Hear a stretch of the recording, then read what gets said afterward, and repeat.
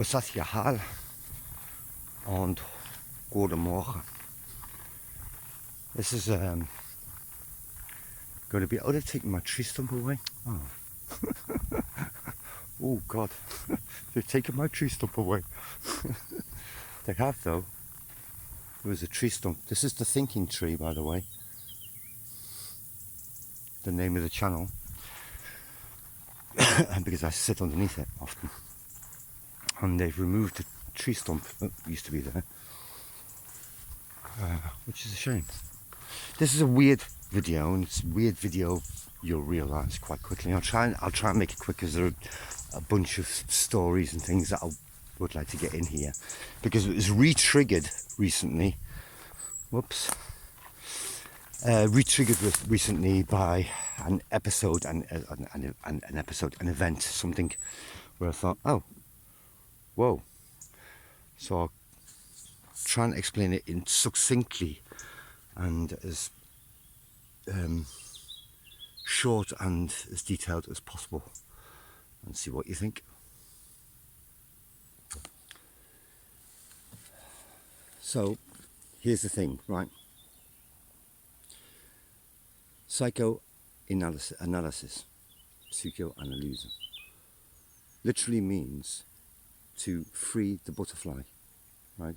Psyche, butterfly, analysis or analyse, to free, release. So it literally means free the butterfly, which is sort of quite mad and interesting at the same time. So I have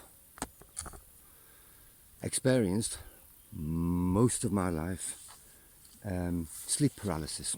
If you don't know what sleep paralysis is, you can look it up.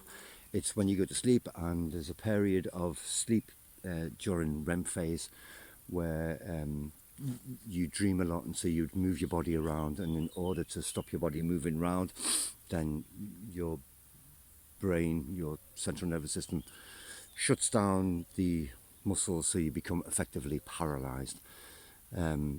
And because you're in a state where you're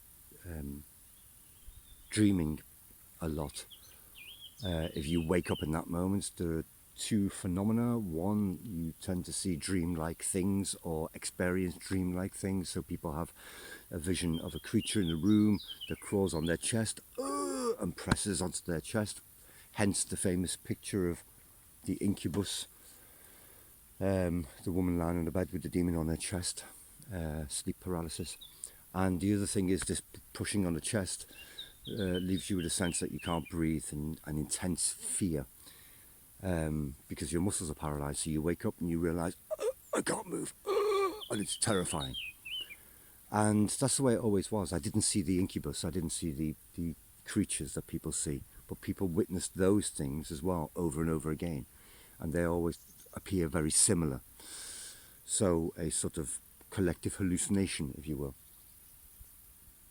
And ages old, you know, witches climbing on people's chests from the 16th century and stuff. So sleep paralysis, and then you wake up and you might have sort of hallucinations and this inability to move, and it's horrifying.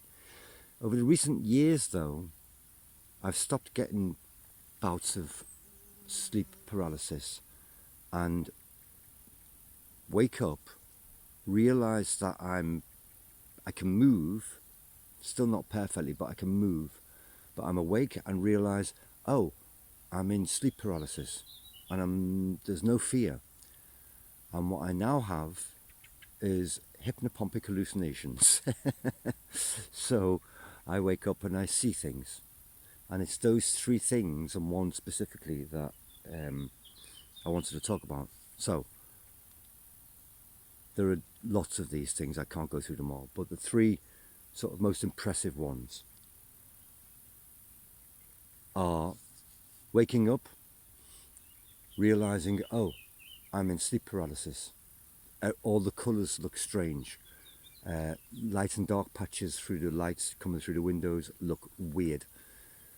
I can't explain how weird, but pictures, I've got pictures on my wall, they look like something entirely different, and I know what picture it is, but I can't see that picture. All I can see is the dream picture that my brain is making up, and I'm looking at it and thinking, wow, it's brilliant, I wish I could paint that, it's fantastic. And then I look to my wardrobe, and there's a multicolored caterpillar worm thing, yay long, just casually sort of moving along my top of my wardrobe, you know, in perfect 3D, rendered perfectly, not like superimposed like a video game or something stupid, but real, but not disturbing at all. Just like, wow, that's fascinating, that's interesting. Episode 2, psychoanalysis.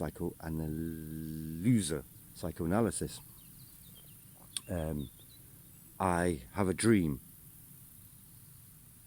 not yet awake, and I'm climbing up a rock face, and I get to the point, so up to a point where there's a hole in the rock face, and I sort of look into this hole, and something moves, and I lean back like this, and out of the hole, right, appears this thing. And at that moment I wake, and I'm in sleep paralysis again. So I realize, oh right, I can see sort of, I can see the rock face and the hole projected onto the room. So I'm seeing that in front, superimposed onto the room. The room's in the background, the rock face is more prominent. And I lean back, and out of the hole appears a butterfly moth thing and flies in my face. And as I lean back, I watch it fly up. And I'm watching this rock face and this butterfly flying up. And I can see the room in the background, and the edges sort of disappear. So I can see the room at the edges, and the rock face is still in the middle, and the butterfly keeps flying up. And as that scene closes, the last thing remaining in the room is the butterfly disappearing from view. And again, real, not like a cartoon or a real, which is fantastic. Psychoanalysis. Free your butterfly. And here's the weird one. I started having, there's a couple of these and I won't go into all of them, but the most impressive ones. I wake up, sleep paralysis, realise, I'm in sleep paralysis. Okay, hypnopompic hallucinations, very cool. Look around the room. The light is coming through the windows, making window shapes on the room. Keep changing because there are cars going past, but there are light patches and dark patches. In the light patches, only in the light patches, as far as I could ascertain, I see code, like in the Matrix. Code. These weird symbols that, and it happens so often that I would look and go, what are they? So the next time it happened, I'd be trying to see a letter. Are they R letters, T's, B's, F? And they're not. They're like them, but like sort of Chinese, Japanese, like the characters of some sort, interdispersed sometimes with numbers which are recognizable as numbers, some of them. And it's just like the Matrix, in the light parts, full of code. Look at the wall, nothing, light part, code. And this happened a lot. I told somebody about it and saying, can you read it? And I said, no, I can't. I've tried, I can't read it. I tried to slow it down because it's quite fast. And I tried to try and catch the letters, but I can't. I can't tell you what any of it means, but it's there, and it happened over and over and over again. And then the other day, I'm watching a podcast with Sean Ryan and Danny Gola, and he's talking about people who have DMT experiences and how he came up with this, just somehow came up with this idea that I think it was to do with light at first, that sort of got him the idea that when you take DMT and look at light, and he tried it with a laser, you could see the code of the DMT world, kind of thing. And of course, me being a sort of, okay, yeah, I'm a bit sort of interested in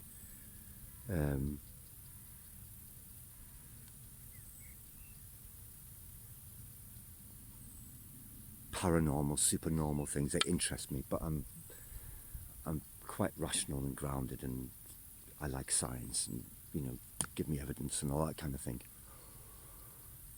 So he created this experiment where you shine a laser, and if you looked into the laser, it was a red light laser predominantly because of the light frequency being lower.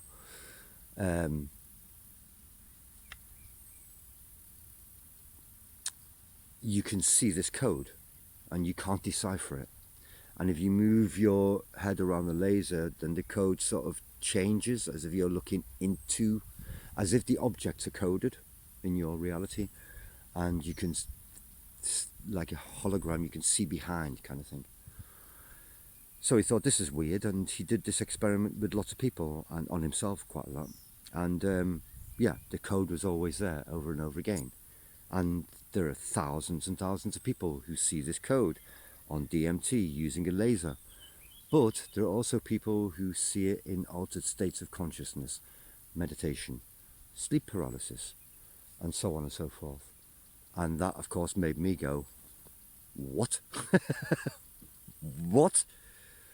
Because then he showed they've set up an institute now trying to research this and decipher, try and find out whether, on a scientific basis, whether it really is, whether it's an hallucination, why so many people, thousands of people would have this experience. It's a bit weird, all that kind of thing. So they're now trying to find out scientifically whether this has any substance to it, whether it's a phantom of the brain. Because of course I assumed, wow, cool, butterfly flying out of my dream, fantastic, hallucination. But I'm a clever enough chap to look at all of this around me and think, hallucination? I have no idea what's here. So I don't just immediately jump to it's, paranormal and whatever. I don't also immediately just jump to it's purely hallucination, a phantom of the brain, created of neurons and blah, blah, blah, blah, blah. So I'm open-minded is what I'm trying to say. So I saw this, and the idea that there were thousands and thousands of people with and without DMT who witnessed this code, and they've tried to write it down. They've published it, or they've made a sort of system where people have tried to describe this, because no one can read it, you see. And they've tried to get as close to the code as possible, and then I think they're going to use AI to try and see if you can decipher it. Go and have a look. Have a look at the, I think it's called The Code as well. I'm not sure, but Danny Gola, The Code, and you'll land at the sites. Immensely interesting, fascinating, because I have these hallucinations and I didn't know about this beforehand, and then I see this code and I immediately thought, okay, it's a bit like the Matrix, so you're hallucinating something like the Matrix because you've seen the Matrix. But then there are thousands and thousands of people having this, and so they're trying to work out whether, and the code looks like my code. And so the idea is, sort of a bit of a simulation theory hypothesis of objects being rendered in real time, and you're seeing the rendering code as it's happening. it's just weird that I had that experience like lots of times, and often and long enough to be able to go back in to realize I'm awake, I'm in sleep paralysis, I'm hallucinating. Cool, what is there? And then I'd look around the room and I'd see the code, and that would happen often enough that I could try and concentrate on the code and see what it looked like, see if I recognized any of the ciphers and so on. So that's how often it happened to me. And the idea that there are thousands of others out there who, with DMT or not, have witnessed something extraordinarily similar is bizarre. Somebody who doesn't have this or hasn't experienced it won't understand, I suppose, and will think this guy's a nutcase seeing code. But anyone who's had sleep paralysis or has witnessed hypnopompic hypnagogic hallucinations, my God, hallucinations, so which I have had all of my life, you know, dropping off to sleep, hallucinating things, waking up from sleep, hallucinating things, in sleep, being awake, hallucinating things, under the effects of drugs, hallucinating things, and then being able to realize, right, my brain can hallucinate things if I have a certain drug in me, but it does that without drugs as well. That's weird. And we have DMT in us, so whether that's part of the equation or not, I don't know. In any case, and then getting into ways of thinking, philosophies, spiritualism, and so on and so forth, and realizing I don't really know what this world is like. You know, physics tells me that we don't know what this world is like. And this could be a simulation. This could be an hallucination. How would I know? The only moment I know it's an hallucination is when I wake up from the dream. This could be a dream, I wake up, and the next moment, which is one of the things that Danny Gola said, the DMT experience, I haven't done DMT, but DMT experience is like, it's like that kind of a jolt of waking up from a dream into reality, except the reality you wake up into in DMT makes you realize this was the dream. You wake up in that reality and you think, whoa, oh, that was all a dream. That's this world, the dream world. So, I don't know, immensely interesting, fascinated me, just blew me, set me aback, because I watched it and thought, oh my God, so that's a thing. So if anybody else has had something similar, or any experiences, weird experiences with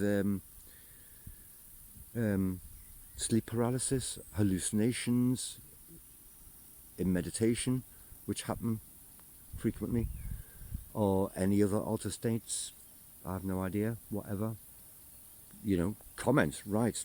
If you've seen code, comment and write, let me know. Because I would be fascinated to know under what conditions. And I'm not going to immediately jump into, this is all a simulation and we're seeing code. Of course not. But I find it odd and fascinating that that's a thing. And I'll be having a look at his site, and I've already written to him and asked whether they've got any more information on sleep paralysis and code, because that would be interesting to me. Yeah, so there's my thinking tree moment. Underneath the thinking tree, isn't she lovely?